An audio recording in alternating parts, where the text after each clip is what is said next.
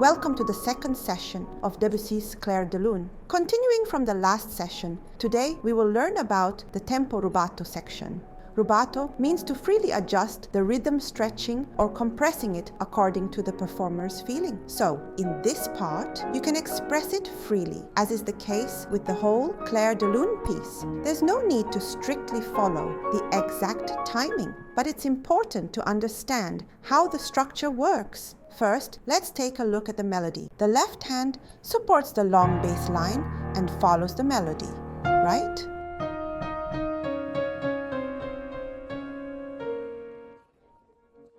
The lowest bass note in the left hand is part of the melody.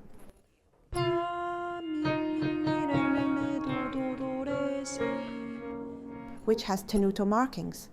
The right hand also plays in octaves.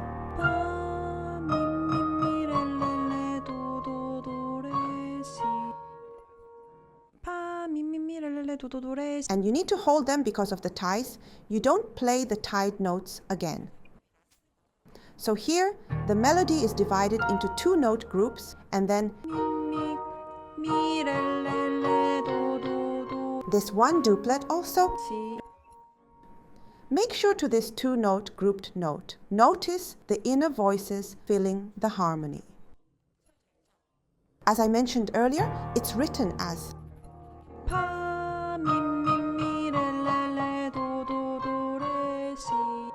It's a good practice to first work on the outer melody, as I just demonstrated, because the top notes must be heard clearly. But it's difficult because we play this part with the weakest finger, the fifth finger.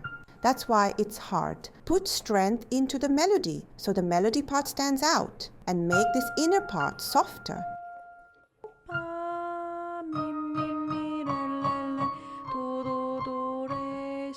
You should also reduce the volume as the phrase ends. For the inner voice, it's the same with G flat and B flat.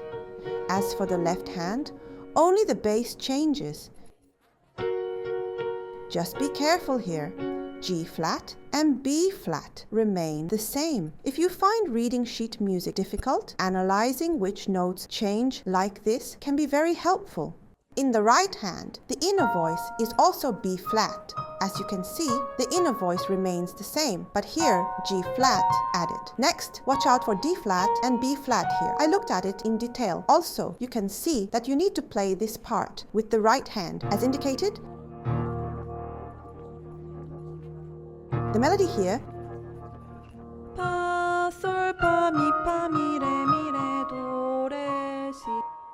That's the melody. The inner voice is the same. Let's focus on the right hand first. This time, B flat remains the same.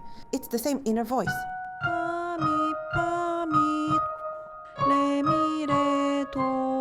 Just check out the last one. In the left hand, you play G flat and B flat is repeated here.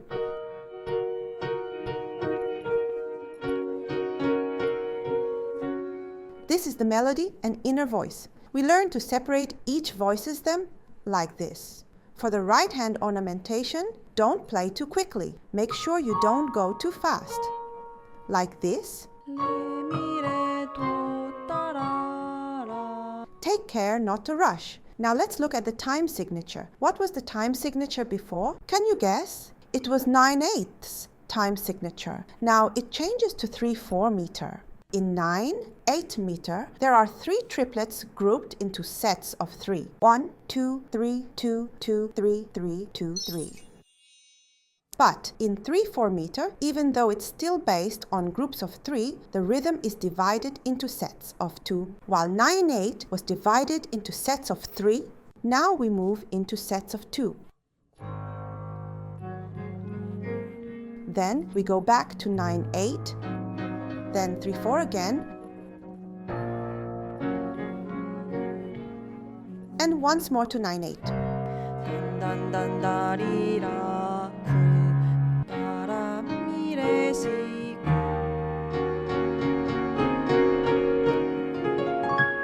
They are alternating between 3/4 and 9/8 meter. Here's the first, here's the second, and here's the third. The melody is structured in the same way. I'll just play the melody. sol, la, do, si, sol, sol, la, sol, la, le, si, sol. Earlier it was C and then it goes to D flat. Sol, la, sol, la. This time is E flat here. Re, si, do, si, re, mi. So, the melody is rising, grouped in sets of 3, both in terms of the notes and expression. The notes are rising and the expression is becoming more intense. Then, just when it feels like everything is about to explode, it suddenly softens again. It becomes soup to piano, suddenly quiet. And when that happens, it feels like people are really deeply moved. This part is the same as well. The intensity keeps building up. And then,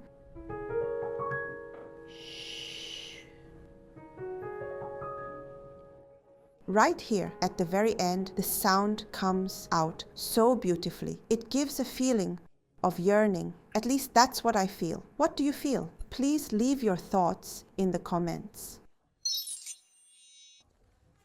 One more thing I want to point out. Take a close look. If you take a really good look at the sheet music, you'll notice something. Did you find it?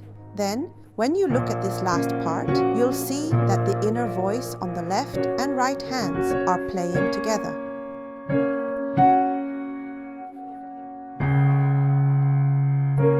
And here you have something like this, which also gradually rises. It starts with this, then you have this. Mi, sol, le, si. It ascends like that. Try to find and separate these elements, almost like you're disassembling a robot, as I mentioned before. By breaking them down, you'll understand how the piece is structured, allowing you to express it even more effectively. When you take your time and look at the score slowly and carefully, you'll notice things you didn't see before. Now, when you reach the end here,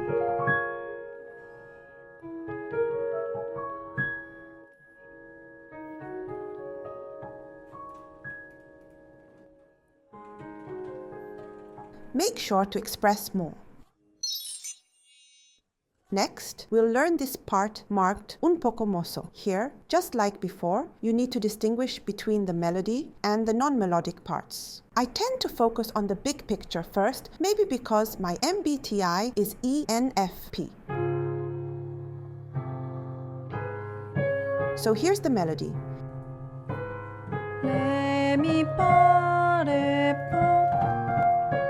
You see how it alternates. One section gives, Sol, pa, re, le. the next one takes. Sol, pa, re, le. The left hand is responding to the melody from the right hand. This creates an arpeggiated D flat chord, which comes out like this. Then the rest is the bass line, which is D flat, F, A flat. This forms an arpeggio, right? What is an arpeggio? In this case, it's a D flat chord played in a broken chord style. Even if you don't fully understand chords, just knowing that the D flat chord consists of D flat, F, and A flat will be enough to play this part. As you can see, F flat appears here. This is called an accidental, and some people find it confusing. But once you look at the chord, it makes more sense. If you check, you'll notice that every F and C has a flat sign. So this is what happens. So, we have F flat, A flat, and C flat, and C flat. That's the chord you'll be playing. Keep that in mind. And you'll see that the rest follows the same structure. It's the same. Now, when bringing out the melody, there needs to be a sense of smooth musical flow within it. If you play this like a robot, it won't sound very beautiful, right?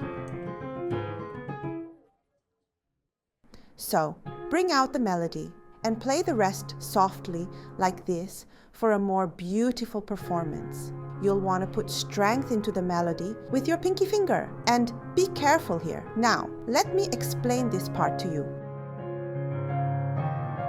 Aligning the left and right hands might be quite challenging here, and many students do find it difficult.